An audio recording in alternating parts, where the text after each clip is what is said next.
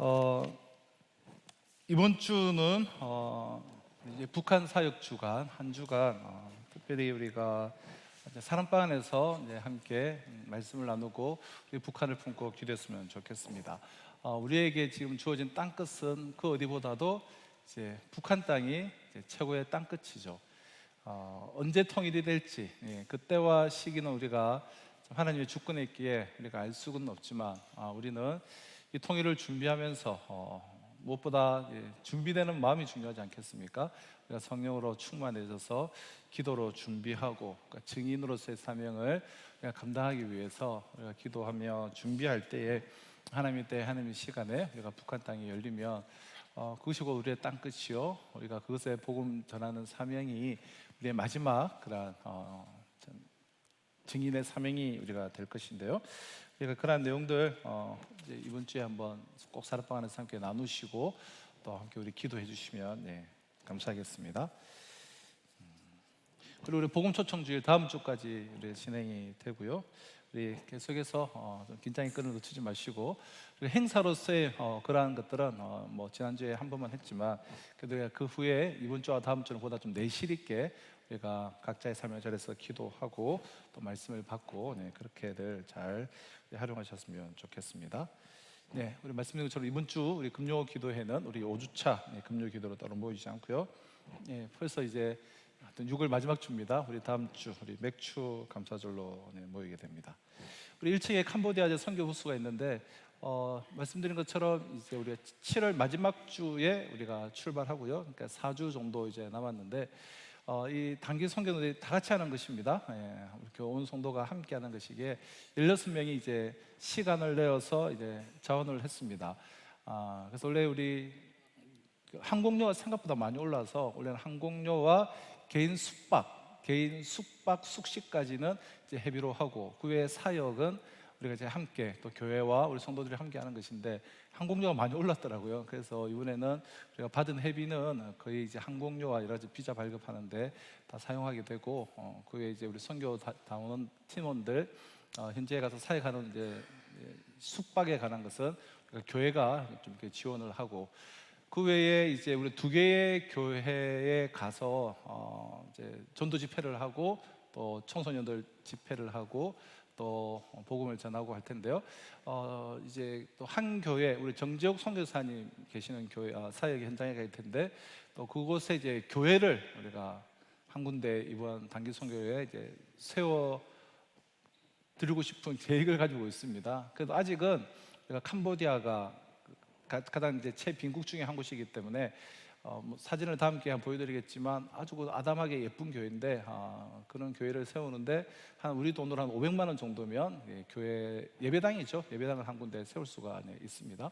그래서 물론 예배당만 세운다고 끝은 아니에요. 거기에 사역자를 세우고 계속해서 그곳에서 이제 사역이 일어나는 것이 중요한데 우리 정재욱 선교사님이 그 제자훈련을 통해서 현지인 사역자들을 지금 키워서 교회를 지금 2군데를 이제 세워 놓았습니다. 그래서 또 지금 현지인 사역자 20대 초반에 현지인들을 사역자로 세워서 그들에게 그들의 고향에 교회를 세우고 그 지역을 이제 맡기거든요. 그래서 지금 2개 세워진 교회에 우리가 가서 또 사역을 하게 되는데 지금 3번째 또 교회도 지금 사역자가 지금 준비되어져 가고 조만간에 이제 교회를 이제 예배당을 세울 계획을 갖고 있습니다.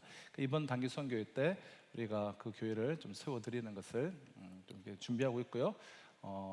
같이 이제 준비해 주셔야 됩니다. 같이 준비하시고 기도하시고 또 마음이 허락하시는 대로 우리 동참해 주시고요.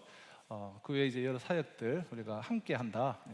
16명이 이제 대표로 가서 하지만 우리가 함께 캄보디아 땅을 품고 함께 사역한다. 그래서 꼭 기억해 주시고 기도해 주시고 동참해 주시면 감사하겠습니다. 그 내용들 우리 주보를 이제 참조해 주시면 되겠고요. 자, 오늘 우리 이제 풍성한 삶의 이제 기초 7번째 우리 마지막 이야기를 이제 나눌 이제 시간인데요. 우리 강의안을 한번 꺼내 보실까요? 오늘 우리가 좀 압축적으로 요약해서 말씀을 드리고 이제 오늘 끝내려고 하는데요. 우리가 7가 정도로 구성이 되고 또 이후에 풍성한 삶의 새 출발, 풍성한 삶의 이제 기초 등등의 이제 또 일곱과 총 이제 한 세 가정, 그다음에 이제 저자 훈련을 지금 세팅을 하고 있는 중인데요.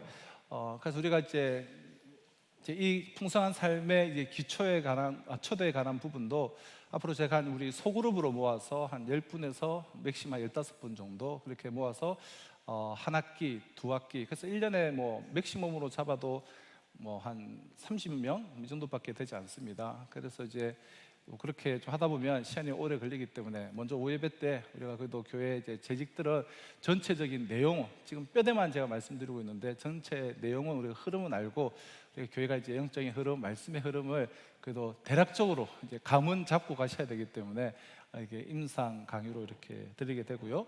이후에 이제 개강이 될 때는 보다도 좀 보충이 된 내용으로 우리 함께 이제 나누면서 좀 깊이 있게 이제 진행이 될 텐데요. 자, 오늘은 우리가 이제 7번째 우리 풍성한 삶의 초대 이제 마지막 이제 시간인데요. 1번은 1가에서 6가까지의 내용을 대략적으로 이제 정리한 내용입니다. 우리가 1가부터 이제 대략적으로 한번 정리를 해보면, 먼저 하나님을 찾기 위해서 먼저 우리가 꼭 다루어야 될 첫 번째가 뭐였습니까? 1가에서는 이 세 가지 문과 또 세 가지 장애물이 무엇인가에 대해서 우리가 하나님을 찾기 위해서 먼저 이게 장애물이 어떤 것들이 있는가, 이런 것들을 좀 살펴봤고요. 2가에서는 우리가 무신론과 유신론, 소통하는 하나님에 대해서 이야기하면서 이 유신론이 하나의 이제 신념으로서의 중요한 부분이고, 하나님이 우리에게 소통하시며 텍스트를 주시며 먼저 찾아오셨다, 이런 부분들을 좀 이제 나누었었고요. 또한 3가에서는 우리가 간절히 원하는 정말 행복을 얻는 방법이 무엇인가, 진정한 행복을 얻는 방법이 무엇인가를 이야기했죠. 두 가지를 말씀드렸는데요. 무조건적인 사랑과 삶의 의미와 이제 목적, 이 두 가지가 우리가 진정한 행복을 얻는 방법이다, 이런 말씀을 드리면서 이 무조건적인 사랑과 인생의 목적과 의미 발견, 이것은 우리 인간을 향한 하나님의 원래 계획, 하나님께서 원래 우리를 어떻게 계획하셨는가, 나 중심으로 해서 우리가 4가지 관계성, 우리 기억하시죠? 이 4가지 관계성에서 하나님의 원래 계획이 어떠했으며, 근데 죄로 인하여서 이 계획이 어떻게 깨어지고 틀어졌는가, 그것이 우리가 4가 5가를 통해서 이제 좀 나누었던 것입니다. 그래서 우리 인간을 향한 하나님의 원래 계획, 이 계획이 다시금 회복될 때라야 무조건적인 사랑과 인생의 진정한 의미와 목적이 회복이 되는 것인데, 이 회복은 인간이 되어서 우리에게 찾아오신 예수님이 계시기에 가능하다는 사실을 우리가 6가를 통해서 이게 쭉 나누었습니다. 6가를 통해 나누었고, 그래서 하나님 자신과 하나님의 뜻을 우리에게 보여주시고, 우리로 하여금 하나님의 그 다스림 아래로 이제 들어갈 수 있도록 우리의 죄의 대가를 지불하신 분이 바로 예수 그리스도시다, 이런 내용을 6가를 통해서 나누다가 6가 이제 뒷부분에서는, 마지막에서는 이 예수 그리스도를 통한 하나님의 초청에 우리가 어떻게 반응할 것인가에 대한 이야기를 6가 뒷부분에서 나누었는데요. 그러니까 무조건적인 그 사랑과 또 그분이 주시는 삶의 목표와 의미를 찾을 수 있는 그 사랑의 이야기를 쭉 나누었던 것이고요. 그 복음에 대한 이야기, 이 기쁜 소식을 우리가 들었을 때에 이 초청에 사람들이 일반적으로 보이는 그 반응, 5가지가 있죠. 기쁨, 재헌신, 영접, 탐구, 거절. 정말 이 복음 안에 거하던 이들은 복음이 반복적으로 들려주고 반복적으로 복음 안에 서게 될 때 정말 더보다 더 깊어지는 기쁨이 있어요. 또 복음이냐가 아니라 또 복음이냐, 매나 그 소리냐, 이런 분들은 진짜 복음 안에 거한 적이 없는 분들이에요. 진짜 복음 안에 거하는 분들은 계속해서 반복되어지는 복음의 소식을 들을 때에 뭐 다른 이야기가 없냐가 아니라 복음 안에서 또 기뻐하고 확신을 가지고 복음에 대한 사명을 더욱더 새기게 되죠. 그러니까 기쁨으로 반응하는 경우가 있고요. 그 다음에 재헌신이 있죠. 과거 복음 안에 거하고 영접했으나 어느덧 그 자리를 이탈하여서 그릇 행하던 가운데 이 복음을 들을 때 재헌신의 반응을 보이는 경우가 있고요. 그리고 처음으로 이제 영접하는 경우가 있고, 그리고 아직은 나 영접하고 싶진 않다, 더 탐구를 하고 싶다, 탐구를 선택하는 분이 있고, 이제 거절이 있다. 이런 5가지 이 복음에 대한 반응에 대해서 나누었는데요. 이제 우리가 이 여행을, 신앙의 여행을 우리가 마무리하면서 여러분 각자의 우리가 선택과 우리가 반응과 관련하여서 마지막으로 몇 가지 이야기를 좀 칠가해서 나누려고 하는데요. 나는 시간이 좀 더 필요해요. 지금 이 중에는 뭐 그런 분들은 많지는 않으시겠지만 이 탐구를 이제 선택하시는 분들이 꽤 많죠. 사실 우리가 주일 오전 예배 기준으로 보면은 탐구를 선택하는 분이 여전히 많아요. 꽤 많아요. 자기가 내가 탐구를 선택하겠다 이런 말을 안 해서 그렇지 탐구 혹은 여전히 거절의 입장에 있는 분들이 지금 우리와 함께 예배를 드리는 분들 중에도 꽤 많다라는 거예요. 이런저런 이유로 그래서 아직 하나님의 초청을 받아들일 준비가 되지 않았다라고 생각하는 분들이 있을 수가 있습니다. 저는 그런 분들에게 격려를 보내고 싶어요. 참 보다 더 진지한 그런 고민에서 나오는 결정이기에 참 인생에 정말 중대한 기로에 서 있는 것 아니겠습니까? 근데 그런 것들을 인식하며 보다 더 신중하게 나가기에 보다 더 이제 좀 격려를 좀 드리고 이제 싶은데요.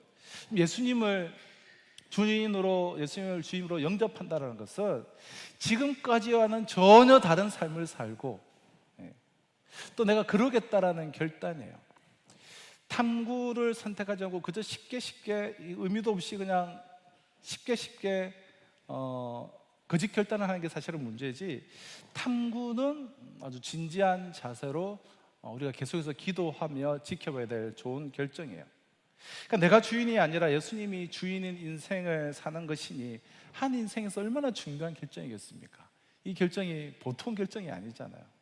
인생의 방향이 그냥 바뀌어지는 이 교차로에, 이 나들목에 서 있는 그런 부분이지 않습니까?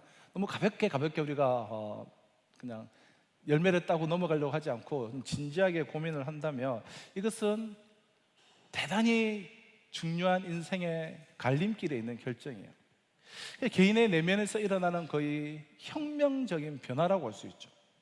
그러니까 나를 중심으로 돌아가고 있다는 이 총동설적인 입장에서 지구가 하나님을 중심으로 살겠다는 이 지동설적인 인식으로 완전 개념 자체가 바뀌는 것이기 때문에 가히 이제 코페르쿠스적 발상의 전환이라고 말씀드릴 수 있을 만큼 사실 이것이 아주 중요한 그런 사건들이죠. 그러므로 탐구를 선택하신 분들, 혹 이 자리에 또 계신다면 저는 이제 격려를 드리고 또 함께 서구에서 모여서 함께 대화하며 우리가 이 복음의 여행을 좀 계속해서 해 나갔으면 좋겠다. 서구에서 만났으면 좋겠다 그런 생각이 있고요. 자, 근데 사람들이 이러한 탐구를 택하는 세 가지 이유가 있습니다. 자, 우리 2번이죠.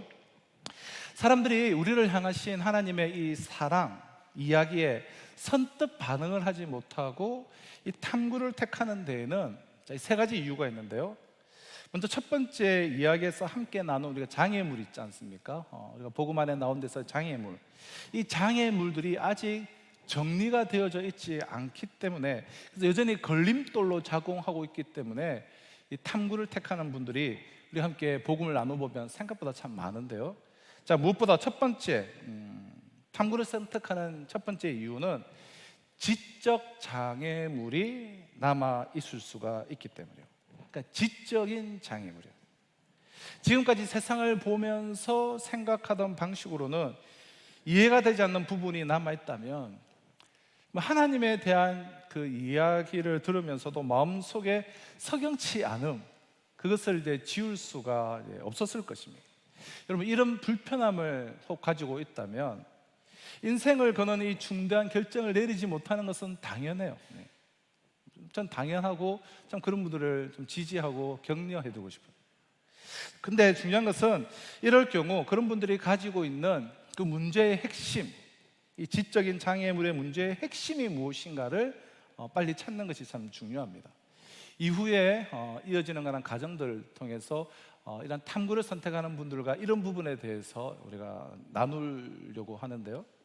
이 지적인 질문이라는 것은 하루아침에 해결되지 않을 뿐더러 사람마다 그 질문의 종류와 질문의 깊이는 너무나 다 다양해요. 관점도 다양하고. 그래서 이런 탐구를 선택하고 있는 분들이 가지고 있는 그 질문 중에서 가장 핵심이 되는 질문이 무엇인지, 그 핵심이 되는 질문을 찾아서 그 질문을 진지하게 함께 탐구하며 이제 풀어나가는 그러한 좀 시간들이 이제 필요하다 생각되는데요. 그러니까 지적인 동의가 없이 진실한 신앙생활은 있을 수가 없어요. 그래서 먼저 지적인 동의도 매우 중요하기 때문에 참 이후의 과정에서 이러한 탐구 과정에 있는 분들은 함께 나누기를 원하는데요. 아무튼 첫 번째, 탐구를 선택하는 분들은 이 지적인 장애물이 남아 있을 수 있다는 거죠. 자, 두 번째 장애물은 기독교와 교회, 그리스도인들에 대한 뭐죠? 부정적인 생각이에요. 부정적인 생각. 제가 지금 블랭크에 답을 불러주는 겁니다. 부정적인 생각.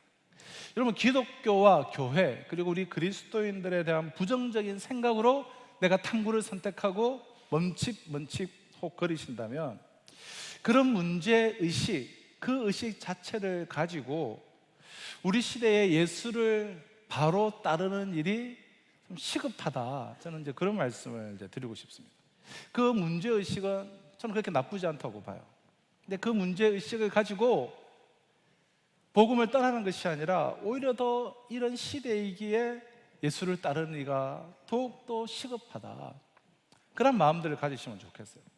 그럼 진실하게 예수님을 따르는 개인들과 공동체가 적지만 여전히 있고, 그런 사람들과 함께 벗하면서 예수님을 믿고 따르는 일은 너무나 이런 감동적이고 너무나 행복한 일이에요.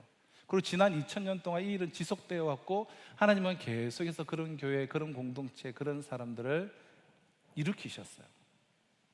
세상의 다른 일과 마찬가지로 예수님을 이용하여서 자신의 그 야망과 또 세속적 이익을 취하는 자들은 언제 어디서나 로마 카톨릭뿐만 아니라 그때는 정점을 찍었고 계속 기독교 역사 안에서 있어 왔기에 좀 비판받아야 될 것은 마땅하고 우리가 계속해서 갱신해야 되는 것들은 맞죠. 그러나 우리가 이 강의를 함께 나누고 또 우리가 함께 우리 산성 공동체에서 나아가는 우리 모두는 그저 비판적인 입장에만 서 있는 것이 아니라 그 비판 의식은 가지고 있대. 그것이 원동력이 되어서 보다 더 주님이 기뻐하시는 교회, 주님이 기뻐하시는 교회를 세워 나가길 원하는 그런 원동력이 되어서 이런 부정적인 부산물에 너무 우리가 집중하기보다는 그것이 하나의 동력이 되어서 예수님과 그분의 초청에 보다 더 집중하면 좋겠다라는 그런 생각이 듭니다. 그래서 참 이러한 탐구 과정에 있는 분들은 참 소굴에서 꼭 만나서 이러한 부분들을 함께 우리가 비전으로 나누고 함께 좀 공유했으면 좋겠다 싶어요. 네. 여러분, 부족한 면을 한국교회가 또 우리 교회 또한 여전히 많이 가지고 있지만 그래도 예수님을 따르는 진정한 공동체, 예수님을 따르는 진정한 사람들이 곳곳에 있습니다. 그런 공동체를 우리가 찾고 그런 공동체에서 함께 예수님께 보다 우리가 집중하면 좋겠다 싶고요. 자, 영적 여행의 갈림길에서 탐구를 선택하는 마지막 세 번째 경우는, 셋째 장애물은 자신에게 닥친 고통의 문제예요. 자신에게 닥친 고통의 문제. 왜 나에게 이런 고통이 있는가? 내가 무엇을 그리 잘못했기에 이런 어려움을 내가 겪어야 하는가? 라고 질문하는 사람들이 우리 주변에 많아요. 그럼 지난 우리 네 번째와 다섯 번째 그 이야기에서 이런 고통은 우리가 하나님을 무시하고 하나님께서 원래 계획하신 것을 깨트리고 우리가 하나님을 무시하고 떠났기에 이 깨어진 세상에서 피할 수 없는 부분이다. 우리의 자기중심적인 죄로 인해서 이 모든 것들이 깨어졌기에 이것은 피할 수 없는 일이다. 이런 이야기를 좀 나누었는데요. 나의 잘못이든 혹은 이웃의 잘못이든 아니면 내가 모르는 사람들과 나보다 먼저 살았던 그런 사람들이 저지른 가오든 이런 것들이 우리에게 고통을 가져다 줍니다. 지난 금요 기도회 시간에도 제가 이 부분에 대해서 말씀을 드렸는데요. 우리 안에는 내가 직접적인 잘못을 하지 않았어요. 내가 직접적인 죄를 범하지 않았어요. 그러나 우리는 죄로 말미암은 고통이 있을 수밖에 없어요. 하나님과 나의 관계가 나의 죄로 인해서 깨어졌기에 나의 자의식 또한 깨어져 있어요. 이 깨어져 있는 나, 또 다른 나, 서로가 이웃으로 만날 때에 여전히 그 관계는 깨어질 수밖에 없죠. 그리고 내가 깨어져 있고 다른 이웃들이 다 깨어져 있으니 이웃과의 관계에서 깨어져 있고, 그리고 세상 이웃의 총합인 세상으로 나갔을 때 모든 세상이 다 깨어져 있죠. 그 깨어져 있는 세상에서 우리가 살아가기에 당연히 우리의 삶 속에는 대적자들이 일어나고 고통이 있고 뭐 이런 것들 우리에게 고통을 계속해서 가져다 주죠. 직접적인 나의 죄와 나의 잘못이 아니더라도 깨어진 이 세상 속에서 우리가 살아가는 동안은 크고 작은 고통들이 있다는 거예요. 우리가 당하는 고통은 우리가 얼마나 이 망가진 세상에서 내가 살고 있는지를 너무나 명확하게 보여주기 때문에, 내가 지금 당하고 있는 고통 자체가 이 세상이 지금 얼마나 이렇게 깨어져 있는가, 하나님이 원래 계획하신 세상과 상관없이 얼마나 깨어져 있는가를 너무나 분명하게 보여주는 것이기 때문에 오히려 이런 고통이 하나님을 발견하는 귀한 디딤돌이 되어야 하는 것이죠. 하나님은 이런 고통을 통해서 나와 세상의 한계를 깨닫게 하시고 우리의 시선을 하나님께로 좀 돌리고 계신다라는 것입니다. 네. 탐구를 선택하는 이 가운데 지금 나는 뭐 탐구를 선택하지 않고 이미 영접했고 또 기쁨 가운데 또 재헌신 가운데 하는데 무슨 소린가 뭐 이런 분도 계시는데 하여튼 이게 우리가 전체적으로 영혼을 돌아볼 때 참 중요한 이야기들인데요. 자, 그럼 우리 3번으로 가보실까요? 3번. 강의 3번은 제가 한번 읽어보겠습니다. 하나님을 믿는 것은 단지 종교를 선택하는 것, 마음의 수양을 하는 것 정도가 아니라 삶의 방향을 바꾸는 것입니다. 따라서 진실한 탐구가 필요합니다. 진지한 탐구를 위한 방법은 어떤 것들이 있을까요? 우리가 실제로 복음을 다 전한 후에 소그룹 안에서 한 분 한 분 나누는 가운데 탐구를 선택하는 분들에게 진지한 탐구를 추구하는 것은 바람직합니다. 하지만 어떻게 진지한 탐구를 할 것인가에 대해서 쭉 강의를 하는 내용인데요. 이 내용은 제가 일부러 뺐고요. 이거는 실제 좀 소그룹 안에서 그런 분들과 좀 나누도록 하겠습니다. 자, 그래서 우리 4번으로 가볼까요? 4번으로 가서, 자, 근데 나는 예수님을 주로 삼고 살아갑니다. 좀 이 자리에 계신 우리 많은 분들의 대부분의 경우가 아닐까 싶어요. 제가 복음을 들었을 때 기쁨 안에 거하며 또 다시금 재헌신하고 또다시 재헌신하면서 나는 예수님을 주로 삼고 살아갑니다. 이런 분들의 경우에 이미 이 길을 우리가 걸어가고 있는 분들, 그분들에게 말씀을 드리면 참 먼저 너무 환영하고 축복하고 참 이 길을 정말 보다 더 진지하게, 정말 깊이 있게, 보다 풍성하게 걸어가시기를 부탁을 드리는데요. 예수님이 이끌어 가시는 그러한 삶을 우리가 살아간다는 것은 정말 대단한 축복이죠. 단지 나 자신만의 행복만을 위해서가 아니라 하나님이 이 세상에서 하시고 계신 일을 내가 알아가고, 그저 나 뭐 구원받았다, 그 다음부터는 그냥 내 먹고 사는 거, 다른 것엔 관심 없고 그런 것이 아니라 자신의 행복만을 위해서가 아니라 하나님이 이 세상에서 지금 어떤 일을 하고 계시는가, 그 일을 알아가고 그 속에서 자신의 역할, 나의 역할, 이것을 찾는 것은 여러분 얼마나 흥분되고 기쁜 일인지 몰라요.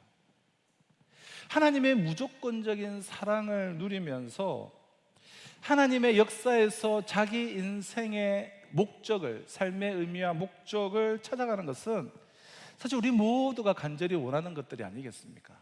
간절히 원하는 바가 되어야 되지 않겠습니까? 자, 이를 위해서 이번 강의에서 우리 여러분들과 함께 나누었던 이 기독교의 4가지 핵심 진리, 그것이 무엇입니까? 우리 6장에 보면 6장 뒤에 이 기독교 핵심 진리 쭉 나누었던 것을 4문장으로 만들어 놓은 게 있죠. 그게 무엇이었죠? 우리 6장 뒤에 보면 첫째, 하나님께서 온 세상과 나의 주인이십니다. 둘째, 인간의 모든 문제는 하나님을 몰아내고 자신이 주인 자리에 앉음, 즉 죄로 비롯되었습니다. 셋째, 이 죄의 문제를 해결하기 위해 하나님께서 사람이 되어 오셔서 사람을 대신하여 죽으셨습니다. 넷째, 이 사실을 받아들인 사람은 하나님을 자기 인생의 주인으로 모셔드립니다. 이 너무나 중요한 진리들을 그냥 뭐 대충 아는 걸로 그냥 아는 내용이라고 넘길 것이 아니라, 그럼 이 기독교의 4가지 핵심 진리를 평생 동안 더욱 깊이 있게 알아가면서 내 마음과 삶 속에서 내면화해 나가는 것이 중요해요. 이거 다 뭐 4가지 진리 내가 아는 거지. 주인으로 모셨어. 나의 죄를 고백했어. 그래서 나 이제 구원받아서 영접했어. 그게 아니라 이제는 평생의 내 삶의 현장에서 이 진리들이 내 삶과 내 생각과 나의 인격 속에서 내면화되어 가는 것들이 이제 중요한 것이죠.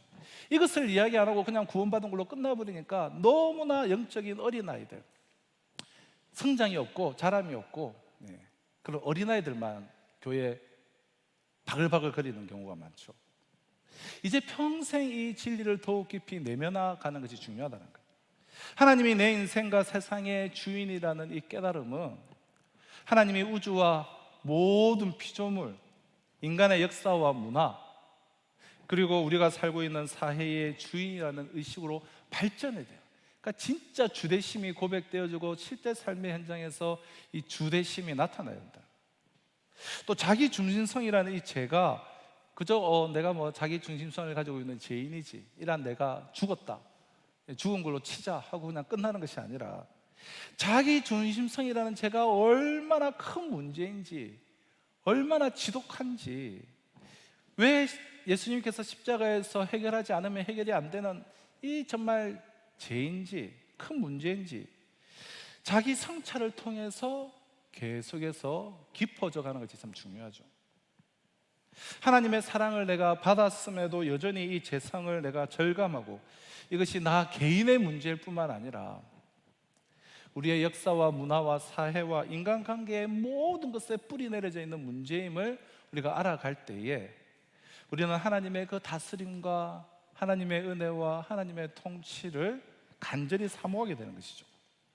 이때 비로소 우리는 우리를 하나님 앞에 설 수 있게 하신 하나님의 그 사랑과 하나님의 그 은혜에 날이 갈수록 감격하게 되는 거예요. 날이 갈수록 또 우리 속에서 정말 새로운 일을 시작하며 우리를 통해 당신의 일을 지속하고 계신 이 복음의 사역, 하나님의 나라를 지속하고 계신 예수님을 우리가 제대로 발맞추어서 따라갈 수 있게 되는 것이죠.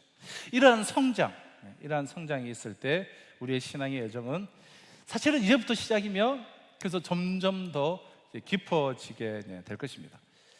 자, 그래서 여러분, 이 영적 여행에 4가지 필수 요소가 있어요. 이런 영적 여행을 걸어감에 있어서 이 내면화보다도 깊어짐에 있어서 필수 요소가 있는데요. 우리가 여행을 떠날 때, 어디로 우리가 여행을 떠날 때 꼭 필요한 것들이 있듯이 우리의 이 귀한 영적 여행 또한 정말 아름답게 진행되려면 이 필수적인 요소가 있는데요. 좀 좋은 여행에는 요즘에는 뭐 내비게이션으로 다 다니지만 우리가 그냥 개념으로 말했을 때 지도와 그리고 인도자, 그 인도자에 대한 신뢰와 함께 동반자가 있어야 합니다. 마찬가지로 영적 여행에서도 이 지도인 성경, 그리고 인도자인 성령님, 그리고 인도자에 대한 신뢰라고 할 수 있는 믿음, 그리고 동반자라고 할 수 있는 이 공동체, 이 4가지가 꼭 필요합니다. 영적 여행 우리가 계속해서 걸어가기 위해서 먼저 첫 번째, 이 지도는 이제 성경인데요. 우리는 정말 암중모색하면서 길을 찾는 사람들이 아니라, 그러니까 어두운데 막 더듬으면서 진리를 찾는 사람들이 아니에요. 우리는 우리에게 주어지고 알려진 그 하나님의 뜻을 따르는 사람이에요. 분명하게 주어진 하나님의 뜻을 따르는 사람들이에요. 그렇기 때문에 하나님에 대해서, 그리고 나에 대해서, 세상과 세상 속의 삶에 대해서 하나님이 가지고 계신 계획을 우리는 다 알 수가 있습니다. 다 알 수가 있어요.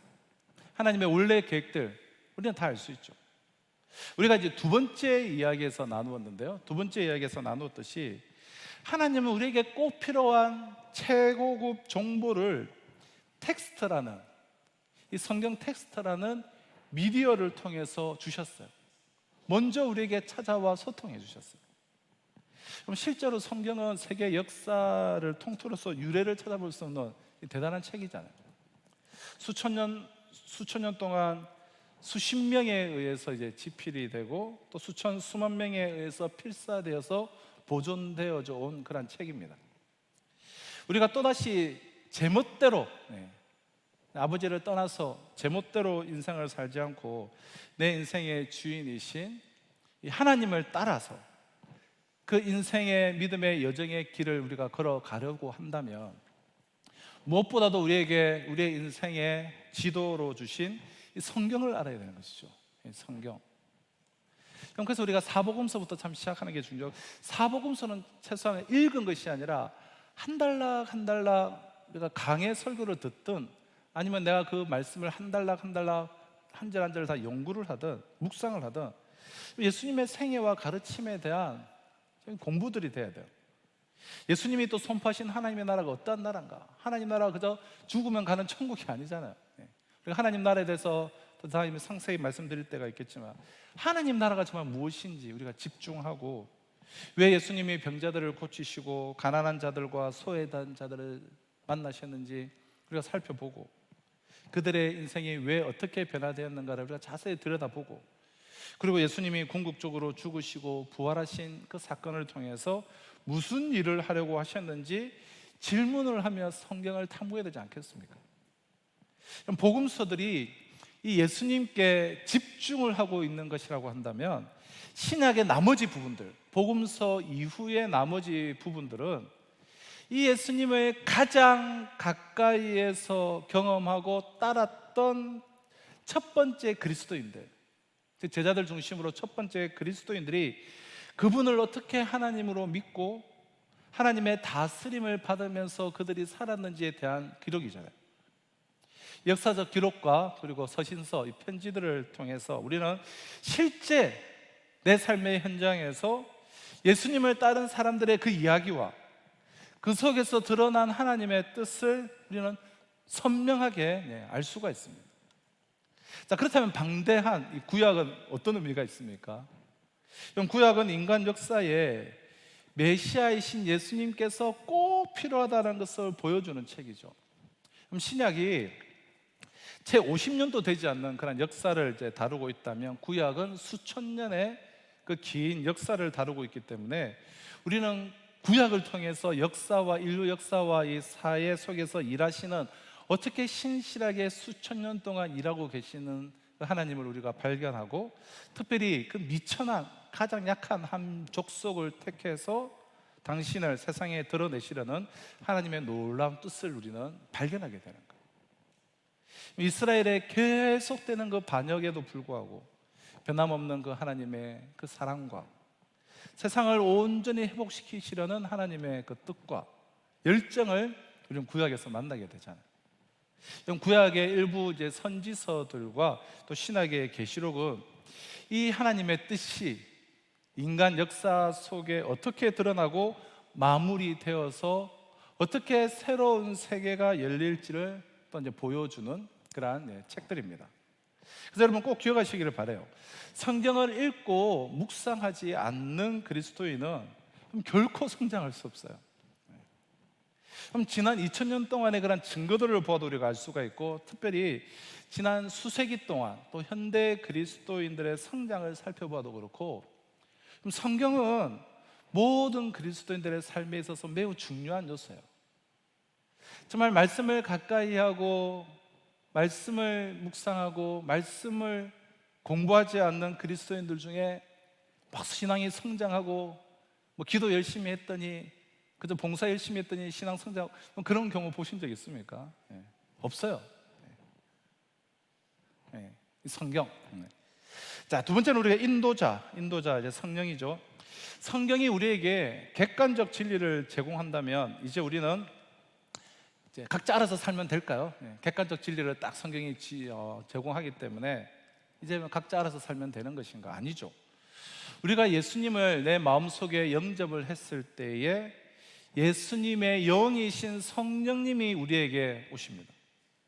그럼 부활하신 예수님은 세상이 완전히 회복되는 날, 즉 재림의 때, 우리 주님이 다시 세상을 방문하시는 날에 그때 우리가 부활하신 예수님을 이제 다시 뵙게 될 거예요. 그때까지는 그럼 우리에게 성령님이 계셔서 우리를 이끌어 가실 거예요. 성령님은 우리가 예수님을 더욱더 잘 알 수 있도록 이끌어 가시는 분이세요. 성령님은 우리 삶 속에서 때로는 우리의 양심을 통해서, 또 때로는 신비한 방식을 통해서, 신비한 방식을 또 터부시면 안 됩니다. 또 신비한 방식으로 우리를 인도하시고 또 꾸짖으세요. 우리의 성품을 때로는 바꾸시고 꿈과 비전을 성령께서 갖게 하시고, 우리 각자에게 특별한 은사를 또한 허락하셔서 하나님의 사역에 동참하게 하시는 분이 성령님이세요. 우리가 성경을 통해서 객관적인 진리, 객관적인 진리를 우리가 얻었다면 우리의 내면에서 이끌어 가시는 성령님을 통해서 우리는 서로 다양한 주관적 경험을 하게 됩니다. 자, 이때 중요한 것은 성령님은 우리에게 주관적인 경험을 하시게 하는 분이라고 해서 성령님은 성경의 가르침을 막 벗어나서 하시는 건 아니에요. 성령님은 성경의 가르침에서 벗어나지 않으신다는 것을 우리는 기억할 필요가 있습니다. 왜냐하면 성경도 성령님의 감독하에 전수하여 주신 책이기 때문에, 하나님은 스스로 자기 모순에 빠질 수가 없기 때문에 성령님은 꼭 성경의 가르침을 벗어나지 않는다.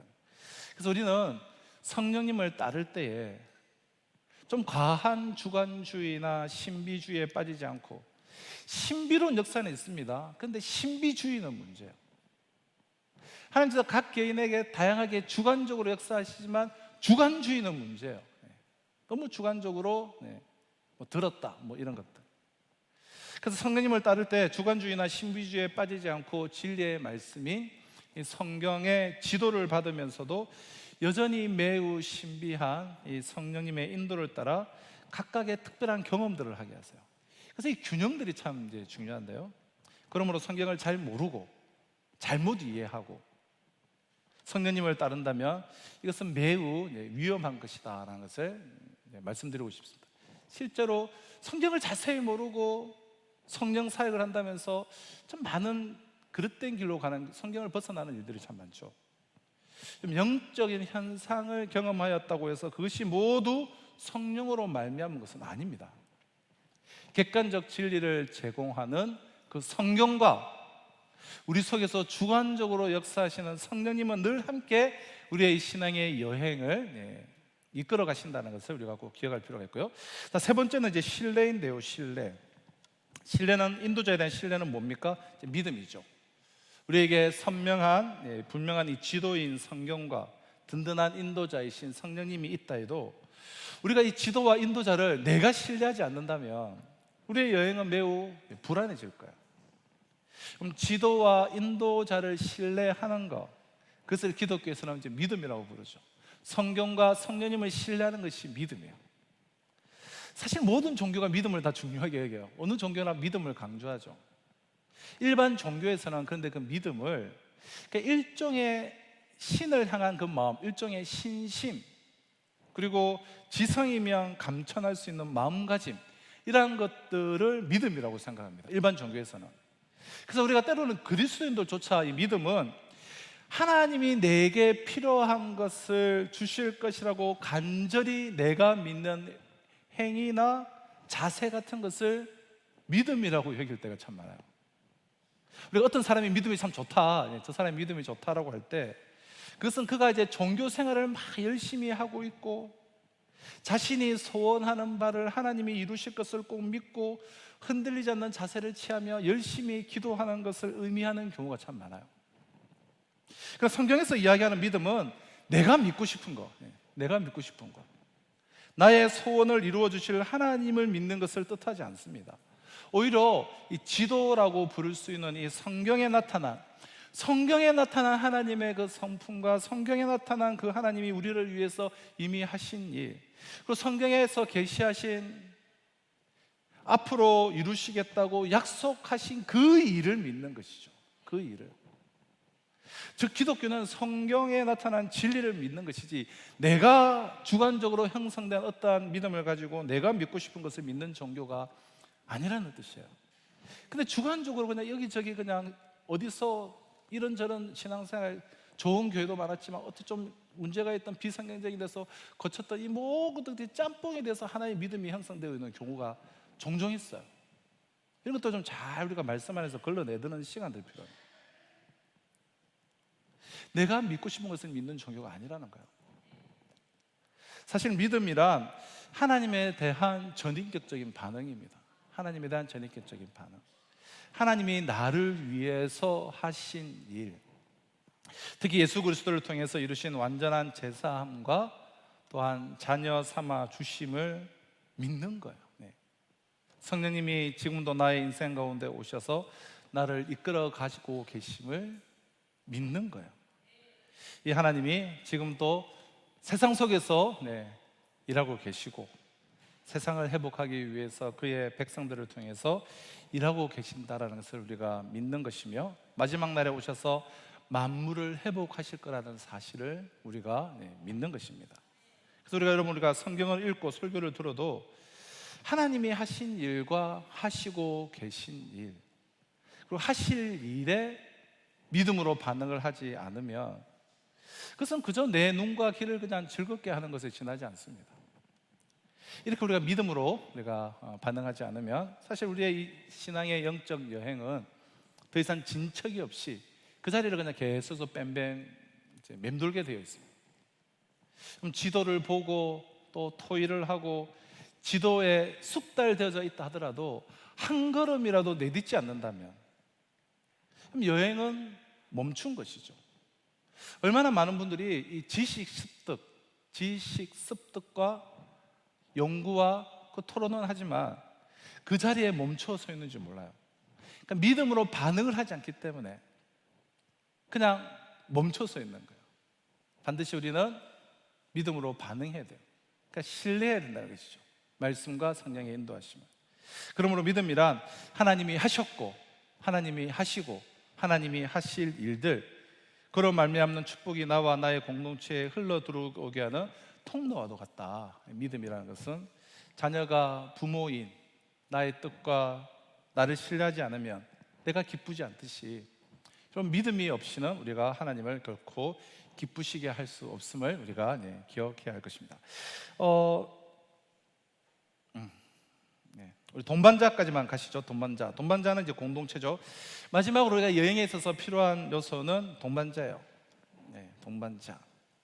여러분, 정말 어떤 부분에서 우리는 이 길에 동반자가 되었다는 것이 얼마나 감사한지 모르겠습니다. 동반자를 우리가 얻을 수 있는 것, 동반자와 함께 한다는 것은 우리의 영적 여행에 있어서 매우 중요한 부분입니다. 구원을 얻을 때 우리 자신은 하나님 앞에 다들 홀로 서지만 이런 단독적인 결단을 통해서 하나님께 돌아와 보면 하나님께서 이미 나 외에도 돌아오게 하신 여러 사람들이 있다는 사실을 우리가 알게 되죠. 하나님을 아버지로 모신 사람들, 하나님의 가족들이 있는 거예요. 그럼 교회는 건물이 아니며 일요일에 예배하는 집단을 넘어서서 하나님을 아버지로 섬기는 사람들의 공동체예요. 예수를 따르는 사람들의 공동체예요. 우리가 구원받는 순간 우리는 하나님의 공동체에 속하게 된 것입니다. 사실 우리 여행에 이러한 동반자가 없다고 한다면 우리는 지도를 읽는 법부터 시작해서 성령님의 인도를 분별하는 법, 하나님 아버지와 사랑을 내가 주고받는 법, 그 사랑에 의지해서 나와 이웃을 내가 또한 사랑하는 법 등등의 모든 것을 내 혼자서 그냥 깨우쳐야 되는데 그것은 불가능한 일이죠. 그래서 하나님은 이 땅에 교회 공동체를 세우셔서 먼저 우리 자신이 그곳에서 정말 안전하고 건강하게 우리를 자라도록 하셨어요. 그래서 건강한 교회에 속하는 것이 무엇보다 중요하죠. 여러분, 건강한 교회가 무엇입니까? 지도를 제대로 가르쳐주고 인도자를 의지하는 법을 알려주고 무엇보다도 하나님과 사람을 이 지도, 즉 성경에서 보여준 방법으로 사랑하는 법을 가르치고 다음 본을 보여서 이제 막 여행을 시작한 분들이 그것들을 잘 누릴 수 있도록 해주는 그러한 이제 교회예요. 그럼 건강한 환경 속에서 우리가 식물이 잘 자라는 것처럼 건강한 영적 공동체에 속해 있으면 우리도 건강하게 자라게 되는 것이죠. 더군다나 이러한 공동체는 단지 나의 성장을 위할 뿐만 아니라 하나님의 다스림을 이 세상 속에 어떻게 드러낼 것인가를 정말 함께 고민하는 사람들이에요. 하나님은, 예수 그리스도는 그리스도의 몸이라고 부리는 교회를 통해서 지금도 세상을 회복하기 위해서 일하고 계십니다. 그럼 이 예수님을 머리로 하는 몸이라고 부를 수 있는 이 교회 공동체는 하나님의 나라를 이 땅에 드러내는 일을 위해서 우리가 몸과 마음, 지혜와 모든 자원, 우리가 할 수 있는 모든 자원들을 다 동원해서 머리이신 그리스도의 인도를 따라서 우리는 살아가야 될 거예요. 주님과 함께 세상을 회복하는 그런 이제 공동체가 참 우리 산성 공동체가 되었으면 좋겠고, 그런 산성 공동체 우리가 세워나가는 것이죠. 우리는 단지 나의 꿈을 위해서 사는 것이 아니라 우리의 꿈, 아니 하나님의 꿈을 우리가 분별하고 그 일을 위해서 자신이 발딛고 있는 삶의 터전에서 우리는 구체적으로 우리는 살아가는 것입니다. 그럼 공동체가 없는 순례자의 길은, 홀로 걸어가는 길은 지쳐서 넘어지기 일쑤죠. 자, 그래서 우리가 시간이 좀 지났지만 제가 한 6분 안에 끝나겠습니다. 오늘 그냥 다 끝나는 게 좋을 것 같아요. 마지막 우리 5번입니다. 그래서 우리가 신앙의 단계가 있어요. 이렇게 4가지 요소, 지도와 인도자와 인도자에 대한 신뢰와 동반자, 이 4가지 요소를 정말 귀하게 여기면서 영적 여정을 시작하면 우리는 영적으로 이제 자라기 시작하죠. 지금 생물학적으로도 이 유아기와 아동기, 청년기를 거쳐서 결국 장성하여서 부모가 되고, 그래서 또 아이를 낳고 기르는 것처럼 영적으로도 우리가 이렇게 성장을 해야 돼요. 우리가 이번 좀 강의를 통해서 우리가 또 재헌신한 분들이 계시다면, 그럼 재헌신한 사람들은 아마 영적으로 자라다가 어느 시점에서 그 성장이 멈추어졌거나 퇴보해버린 분들일 거예요. 하나님만이 우리의 마음의 주인이셔야 되는데, 다른 것에 내가 마음을 빼앗기면 우리의 영적 순례는 길을 잃고 혼란에 빠져버리게 되죠. 그럼 다시 한번 강조하지만 신앙생활은 우리 속에 오신 하나님으로 말미암아 새로운 삶을 누리는 거예요. 그러므로 새롭게 시작된 생명을 귀히 여기고, 생명이 있다면 계속해서 건강하게 자라가야 돼요. 영적 여행은 영적 아이로 시작합니다. 우리 모두는 영적 아이로 어느 시점에 시작했을 거예요. 영적 아이로 시작하는데 복음의 기본 뼈대를 받아들이고 예수님을 마음의 주인으로 영접하면 영적 생활이 막 시작된 영적 아이라고 할 수 있어요. 영적 아이에게 가장 필요한 것은 하나님의 사랑이에요. 하나님이 자신을 얼마나 사랑하시는지, 하나님께 어떻게 사랑을 표현해야 하는지를 배우지 못하면 영적 아이는 건강하게 성장할 수가 없어요. 영접했고 생명을 얻었는데, 복음의 토대는 섰는데 성장할 수가 없어요. 이때 공동체가 매우 중요한 역할을 여러분 하는 것이죠. 예수님을 먼저 받아들인 영적인 청년들과 누구보다도 영적인 부모들이 이 영적 아이들을 돌봐줘야 돼요. 보호하고 양육하고 또 본을 보이며 성장할 수 있도록 도와줘야 돼요. 영적 부모와 청년이 적고 영적 아이만 모여있는 교회면 아무리 새가족들이 와도, 아무리 다시금 복음을 받아들이고 회심하는 사람들이 교회에 있어도 어느새 다 빠져가 버려요. 어느새 보면 다도 없고 또 없고 매일 그 자리에서 뱅뱅 돌고 있어요. 영적 청년과 영적 부모가 없기 때문에. 영적 아이가 있으니 영적 아이가 오면 그냥 오래된 영적 아이가 얼마 안 된 영적 아이랑 부딪히는 거죠. 영적 아이가 이렇게 하나님의 사랑을 드러내주는 공동체 안에서 정말 지도를 읽고 인도자의 뜻, 즉 성경을 읽고 성령님의 뜻을 분별하고 의지하는 법을 배우며 성장하면 점점 자립심이 있는 영적 청년이 되는 것입니다. 영적 청년은 이제 분명한 자기 정체성을 가지고 자신이 하나님의 사랑을 입은 자라는 사실에 이제는 더 이상 흔들림이 없게 돼요. 이때부터 자신을 향한 하나님의 뜻을 찾기 시작하고 자신의 사명을 조금씩 발견해 가기 시작해요. 그전에 구원받았다, 근데 교회 다닌다, 이게 아니라 나를 향한 하나님의 뜻을 성경을 통해서 찾기 시작하고 성령님을 통해서 자신의 사명을 발견하기 시작합니다. 이런 영적 청년들은 영적 동생이라고 할 수 있는 영적 아이를 돌볼 줄도 알고 영적 부모인 자신의 리더들을 순종하며 잘 섬기기도 해요. 이렇게 건강하게 자란 영적 청년은 얼마 후에 영적 부모가 되는 것이죠. 영적 부모는 다른 사람들이 영적으로 태어날 수 있게, 출생할 수 있도록 도와주고 그들이 건강하게 자랄 수 있도록 이끌어주는 사람들이에요. 또 영적 아이와 영적 청년들이 지금도 일하고 계신 하나님의 그런 놀라운 역사에 참여할 수 있도록 하나님의 역사에 참여한 것이 얼마나 멋있고 얼마나 좋은 일인지 자신의 삶을 통해서 본을 보이며 이끌어가는 사람들, 무엇보다도 영적 공동체를 세워나가며 이 땅에 하나님의 뜻이 이루어지도록 애쓰는 사람들이라고 할 수 있습니다. 우리 교회에 필요한 사람이 누구겠습니까? 건강하고 균형 있는 영적 부모들이에요. 영적 부모의 수가 많아져야 될까요? 신앙생활 10년, 20년, 30년 했다면 우리는 다 영적 부모의 역할에 서 있어야 되지 않겠습니까? 물론 교회를 오래 다닌 사람이 영적 부모가 다 되는 것은 아니죠.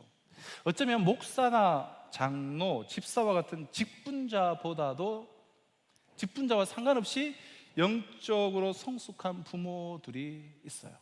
사실은 그들이 영적 부모야. 삶의 의미를 찾고 있는 사람들을 도와주어서 하나님의 자녀가 되게 해주고 그들이 성장하여 또 다른 열매를 맺을 수 있도록 재생산을 할 줄 아는 이런 영적인 부모가 얼마나 소중하고 얼마나 시급하고 얼마나 필요한지 모르겠어요. 우리 삼성교회 곳곳에 이런 영적인 부모들이 계세요. 그러나 그 비율은 많지 않아요. 영적 청년들이 많습니다. 그러나 그 비율이 더 커져야 돼요. 그래서 영적 아이들이 마음껏 신앙생활 하면서 성장하고 자라고, 그래서 다시금 그들이 영적 청년으로 영적 부모로, 그래서 다시 그들이 또 재출산을 하는 참 이런 교회로 우리가 이제 세워나가는 것, 이것들이 참 중요하지 않은가 생각됩니다. 사랑하는 성도 여러분, 우리는 주님을 만나는 날까지 영적 순례를 계속해 나갈 것입니다. 영적 아이를 넘어서, 영적 청년을 넘어서 영적 부모로서의 귀한 사명을 감당할 수 있는 저와 우리 모든 성도님들 다 되실 수 있기를 주님의 이름으로 축복합니다.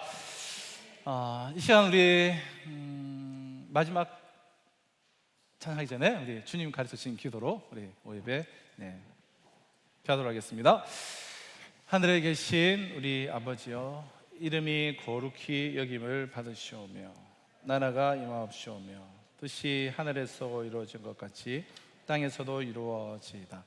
오늘날 우리에게 일용할 양식을 주옵시고 우리가 우리에게 죄 지은 자를 사해 준 것 같이 우리의 죄를 사하여 주옵시고 우리를 시험에 들게 하지 마옵시고 다만 악에서 구하옵소서. 나라와 권세와 영광이 아버지께 영원히 있사옵나이다.